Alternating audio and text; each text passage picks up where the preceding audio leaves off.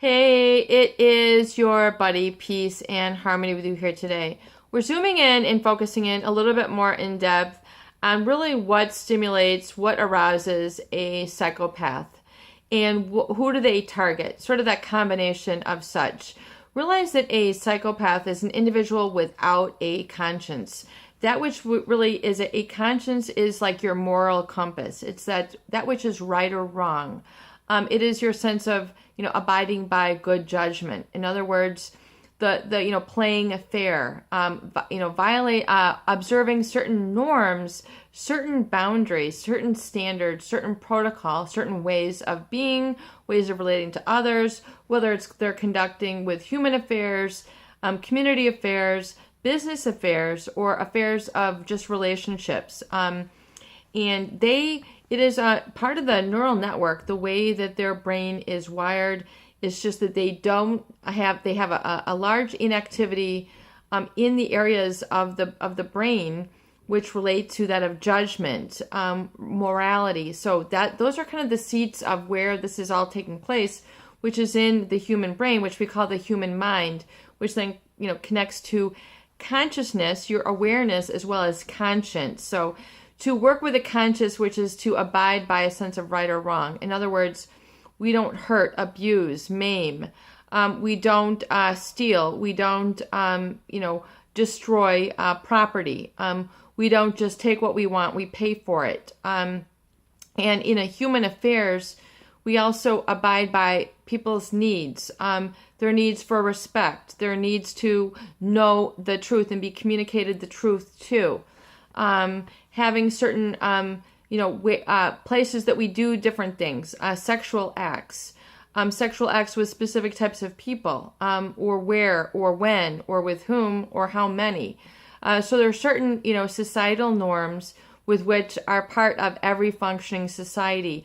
And if we don't have there's chaos, anarchy, and, people then begin to live by the lower, greed, sort of compulsions. And a psychopath, because of the way that their brain is, they do not engage in attachments with people.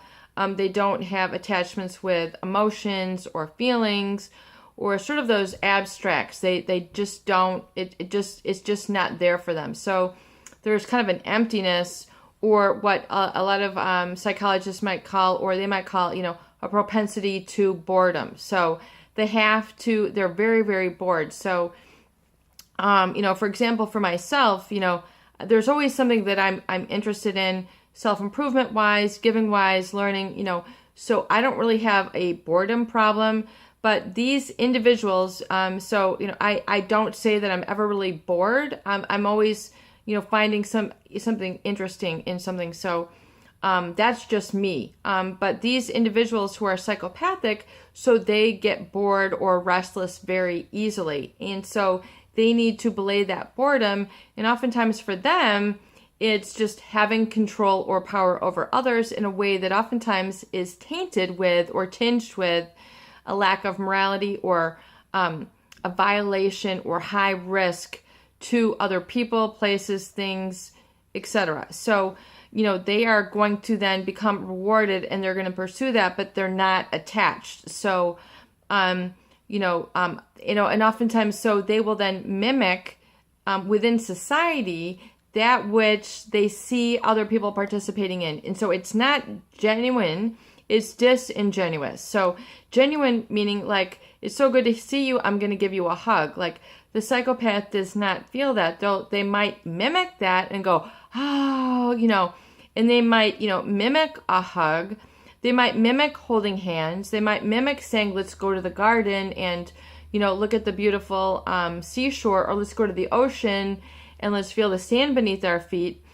For them, it doesn't really mean anything. It's just they're mimicking it, and then they're seeing how people, fall for that, and then they might use then sweet talk, calling people by nicknames, their bunny, their sweet pea, whatever their nickname might be. Yes, a lot of healthy couples will use that, but the psychopath will use that almost to promulgate a reaction. So, okay, honey, and they'll do it again and again and again and then they'll get people kind of like addicted to that, and then kind of regressing into kind of a baby-like behavior where they're then, like, into that psychopathic womb, if you will, where they're kind of, manipulating those people, and then, violating, they're taking advantage of other people's good nature. So number one, the psychopath will find those people and target those people who have an abundance of that. So it can belay their boredom, and they can easily violate, normal boundaries of people.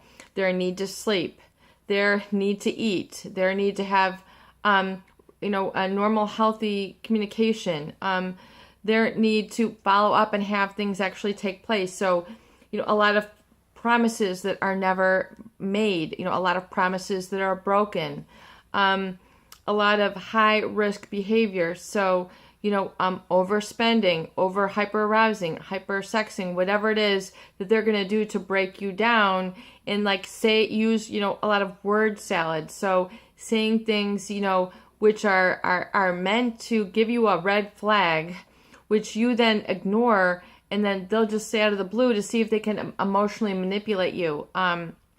They'll say, they'll give little hints. I am dangerous. I have one of those. They might show you strange x-rays, their resume. They might show you, strange things which, are out of the blue, like, which, you're like, that's really weird, but then like, you're not, thinking that you should be looking for what's really off, because you're in kind of a psychopathic glue bond, which you have been addicted to, generally set up through the hyperarousal and then satisfying of those sentimental needs, which they are mimicking or echoing out, which is disingenuous, which is just meant to allure you. And then it's also very scary because the psychopath can shut it down and then become a whole different person in a whole nother setting. So in other words, everything that they do is nothing but a true lie. It's really amazing the amount of persona management with which the psychopath can put on. So everything from their profession to their place in relationship, their role in a family. They can be like a father and then shut it down completely, where they have no sense of identity as a father. They have no attachment to their children. They don't care if their children are screaming, crying. Where are you, Dad? The children are like looking up to them as a father. This individual does not really have the identity of a father as you would think. I mean, they don't, possess fatherhood. They don't possess husbandry, or on the, flip side, for the female, they don't possess nurturing. They don't possess the kindness. They can mimic that, but it's very, very, very shallow. It's really horrific and disgusting how shallow it can be, and how they allure people on and get people to kind of follow them into really horrific situations where these people, are deluded and psychologically, tortured by these sort of lies. And it can be very in-depth, but, so that is really the situation. And so, realize that if this has occurred, that is because of the lack of conscience and their need for to basically fill up their time, their boredom. And so they will oftentimes, they won't oftentimes tell you exactly what, but, they might say, I am asexual, meaning they're not really, wanting to be close or intimate. It's just a way for them to overpower others. And then they see their power over others, and then this is what they get connected to. So it's not like a heart connection. It's a connection in a whole different way. So if you found this to be the case, just say, okay, it is. I'm out of here. Go no contact 100%. You don't have to explain anything. I mean, you need to begin to put the pieces together and then see what has occurred, and then get yourself out, and then realize you're going to have maybe some, after effect where you're not going to be able to think straight, feel straight. Your sleep is going to be disrupted.